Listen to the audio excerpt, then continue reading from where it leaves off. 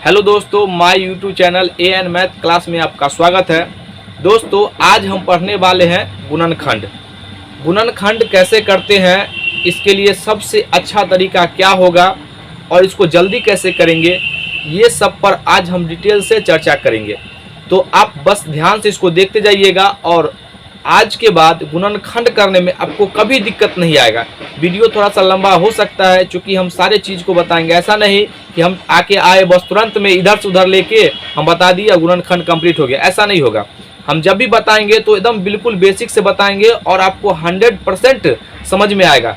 देखिए, हम जो बताते हैं वो ये समझ के हम बताते हैं, जो कोई कमज़ोर से कमज़ोर छात्र भी देखेगा तो उसको 100% समझ में आएगा। तो आइए ज़्यादा बात ना करते हुए हम बोर्ड पे चलते हैं। तो आइए शुरू समझते चलिएगा।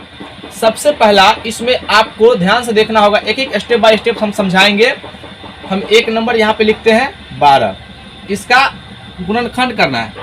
तो देखिए, अब गुणनखंड में इसमें एक बात आता है अभाज्य गुणनखंड विधि। सबसे छोटा आप 2 से लगाते होंगे, फिर 3 से लगाते होंगे, 4 से क्यों नहीं लगाते हैं? तो इसका डिफिनेशन होता है अभाज्य संख्या का कि वह संख्या जो स्वयं और 1 से कटेगा उसे हम अभाज्य संख्या कहते हैं। ध्यान से देखिएगा, इसको हम अभाज्य संख्या से लगाएंगे। 2 है सबसे छोटा अभाज्य संख्या, तो ये 6 हो जाएगा। फिर 2 से लगाएंगे तो ये 3 हो जाएगा और यहाँ पे 3 से लगाएंगे तो ये 1 आ जाएगा। ऐसा हम तब तक करेंगे जब तक कि नीचे 1 ना आ जाए, ठीक है ना। ध्यान से देखिए, तो ये जो होगा आपका 2 गुना 3, ये इसका अभाज्य गुणनखंड हो गया। हम एक और नंबर लेते हैं, जैसे मान लीजिए यहाँ पे हम देखिए 16 लेते हैं। ध्यान से देखिएगा हम क्या बताना चाह रहे हैं, यहाँ पे ध्यान से देखिएगा। देखिए यहाँ पे हम 16 लेते हैं, 16 को फैक्टर करते हैं। देखिए 2 से लगाएंगे तो 8 हो जाएगा, फिर 2 से लगाएंगे तो 4 हो जाएगा, फिर 2 से लगाएंगे तो 2 होगा और फिर 2 से लगाएंगे तो 1 हो जाएगा, ठीक है। इसका फैक्टर कितना हो गया? 2 गुना। अब सबको मल्टीप्लाई करेंगे तो 16 पुर जाएगा, इसको मल्टीप्लाई करेंगे तो 12 पुर जाएगा।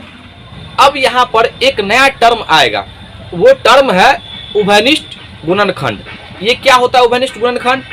उभयनिष्ठ गुणनखंड वह होता है जो दोनों में मौजूद हो। ये जो है 12 का फैक्टर है, ये 16 का फैक्टर है, लेकिन इसमें कुछ ऐसे भी होंगे जो दोनों में मौजूद होंगे। आप ध्यान से देखिएगा, तो यहाँ पर देखिएगा, एक ये जो देख रहे हैं आप, ये 2 है ना इसमें जी, और 1 2 इसमें है।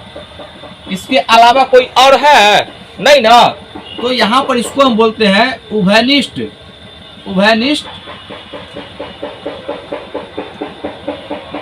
गुणनखंड। उभयनिष्ठ गुणनखंड क्या हो जाएगा? तो आप कहेंगे 2 गुना 2, क्योंकि ये दोनों में मौजूद है। देखिए, उभयनिष्ठ का मतलब होता है जो दोनों में मौजूद हो। इंग्लिश में इसको बोलते हैं कॉमन फैक्टर। इंग्लिश में क्या बोलेंगे? कॉमन फैक्टर, जो दोनों में मौजूद हो, ठीक है ना। 2 गुना 2। यहाँ तक हम आशा करते हैं कि यहाँ तक कोई दिक्कत नहीं हुआ होगा। क्या यहाँ तक सब कुछ अच्छा चल रहा है? कोई दिक्कत नहीं, कोई कंफ्यूजन नहीं। चलिए, इसको अब हम मिटाते हैं। अब हम डायरेक्ट बीजगणित पे आते हैं, जो मेन मेरा बताने का पर्पस है उस पे हम आते हैं। ये तो आपका बेसिक हम आपको क्लियर करवाए हैं, ठीक है ना। चलिए, इसको मिटा दें। आइए अब हम अगले कंसेप्ट की ओर चलते हैं और आपको हम समझाने का प्रयास करते हैं, ठीक है ना। ध्यान से देखिएगा, यहाँ पे हम लिखते हैं 5a² b plus 15a b²। ध्यान से देखिएगा, यहाँ पर आपको क्या करना पड़ेगा। अगर कोई बच्चे नहीं जानते हैं तो बेसिक से देखिएगा। सबसे पहला आपको यहाँ पे एक काम करना पड़ेगा, 5 का फैक्टर क्या क्या होगा लिखिए। तो आप कहिएगा, देखिए ये 5 से कटेगा, फिर ये a 2 बार है तो a गुना a से कटेगा, और यहाँ पर b है। ऐसा लिख लिए हैं, आप भी लिख लीजिएगा अच्छे तरीके से। देखिए, प्रत्येक जो है नंबर इस पूरे कटेगा। 5 से कटेगा तो ये a² b भागफल बचेगा, a से भाग लगाइएगा तो 5ab बचेगा, फिर a से भाग लगाइएगा तो 5ab बचेगा, फिर b से लगाइएगा तो 5a² बचेगा। बोलिए, यहाँ तो कोई दिक्कत नहीं ना? ठीक। अब देखिएगा, ध्यान दीजिएगा यहाँ पे। अब यहाँ पर 15 को जो है लिखते हैं, जो कटता है अभाज्य संख्या के रूप में। पहले ये जो है अचर नंबर, इसको तोड़िए। तो आप कहिएगा सर 3 गुना 5 होता है, फिर यहाँ पर a है और यहाँ पर b गुना b है। अब देखिएगा यहाँ पे, अब आपको सोचना होगा जो ये दोनों में कॉमन क्या है। तो आप देख रहे हैं कि यहाँ पर 5 भी मौजूद है, यहाँ पे 5 भी मौजूद है, तो 5 लिख लीजिए। ठीक है, लिख लिए हैं। उसके बाद क्या बचा है, यहाँ पे देखिए, यहाँ पर a है, यहाँ पर b है, फिर यहाँ पर a है और यहाँ पे b है।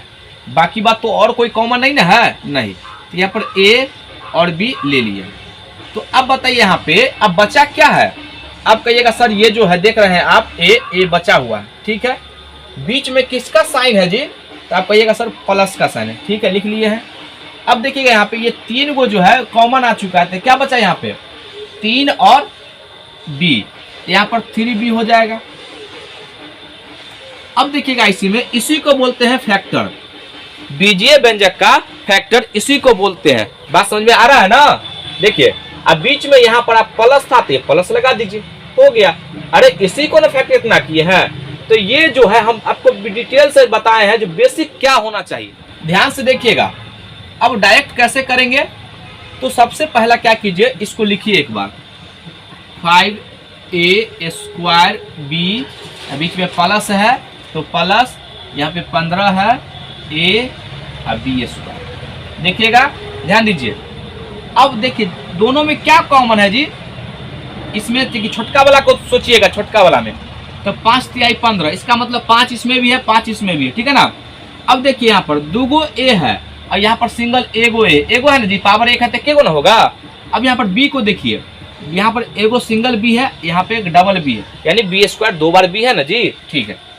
तो क्या कीजिएगा, देखिए छोटका वाला इसमें से एगो a बाहर निकलेगा, इसमें से b बाहर निकलेगा, तो यानी कि दोनों में से a भी बाहर निकलेगा। पहले हम 5 को बाहर निकालते हैं, 5 निकाल दिए, तो थोड़ा सा गैप में लिखते हैं यहाँ पे 5 जब बाहर निकालेंगे तो क्या बचेगा, और उसके बाद 5 बाहर निकाल लिए। अब यहाँ पर देखिए a है छोटका, तो a को यहाँ लिख लीजिए, यहाँ पर छोटका b है तो b को लिख लीजिए। अब देखिए a भी जब बाहर निकल गया, a देखिए 5 भी निकल गया, b भी निकल गया, इसमें से एगो a निकल गया, तो क्या बचेगा, एक एगो a ना बचेगा जी।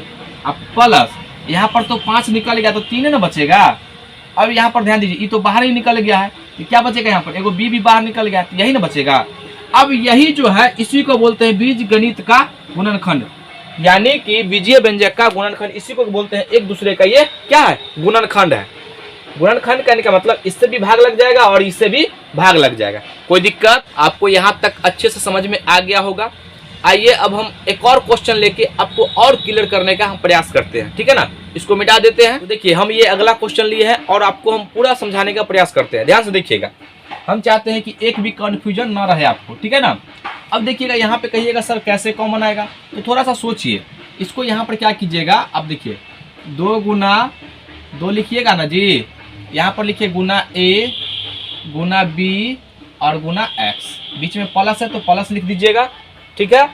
अब यहाँ पे 10 है तो 2 गुना 5 गुना a गुना, अब देखिए b स्क्वायर है, 2 बार लिखिए ना, क्या दिक्कत है, b गुना b और यहाँ पर y। बात समझ में आ रहा है ना, आएगा। देखिए अब सोचिए कॉमन क्या क्या यहाँ पर है, देखिए ध्यान दीजिएगा। जहाँ पे हम ब्लैक मार्कर लगाएंगे वहाँ पे सोचिए, देखिएगा 2a तो 2a दोनों में देखिएगा। उसके बाद क्या है, a है तो a यहाँ पर भी है, a यहाँ पर भी है। उसके बाद क्या है, इसमें b यहाँ पर भी है और b यहाँ पर भी। और कुछ है नहीं ना, और कुछ है, ध्यान दीजिएगा यहाँ पे। तो अब देखिएगा, देखिए दोनों यहाँ पर जहाँ जहाँ पर ब्लैक देखिए 2ab, तो 2ab बाहर निकाल लीजिए, यहाँ पर भी 2ab हो गया। तो अब इसको ब्रैकेट में बंद कर देते हैं। बचा क्या है यहाँ पे, देखिए 2 बचा हुआ है, यहाँ पे क्या बचा हुआ है, देखिए x, तो लिख दीजिए x, बीच में प्लस का साइन है प्लस। अब बचा क्या यहाँ पर 5by, तो 5by, ये आपका। यहाँ तो कोई दिक्कत नहीं ना। चलिए क्या एक क्वेश्चन और ले क्या, ठीक है एक क्वेश्चन लेते हैं ताकि आपको और अच्छे तरीके से समझ में आ जाए, ठीक है। इसको मिटा देना, ठीक। ध्यान से देखिएगा, आपके लिए हम एक क्वेश्चन फ्रैक्शन वाला लिए हैं जिससे कि आपको इस फ्रैक्शन में भी कोई कंफ्यूजन ना आए, ठीक है ना। तो आइए इसको हम अच्छे तरीके से समझते हैं। ध्यान से देखिएगा, जो आपको हम समझाएं उसी पर फोकस करना। ये 3 है तो लिखिएगा यहाँ पे 3 गुना ए स्क्वायर 2 बार है तो इसको 2 बार लिखिए, स्क्वायर का मतलब है 2 बार, फिर बी 2 बार है तो बी 1 बार है तो 1 बार लिखिए, सी और 1 बार है, ठीक है ना। बीच में किसका साइन है जी, तो बीच में कहिएगा सर ये प्लस का है तो प्लस लिखिए, और यहाँ पर ध्यान से देखिएगा ये बट्टा में 2 है तो यहाँ पर 2 लिखना पड़ेगा, ठीक है ना।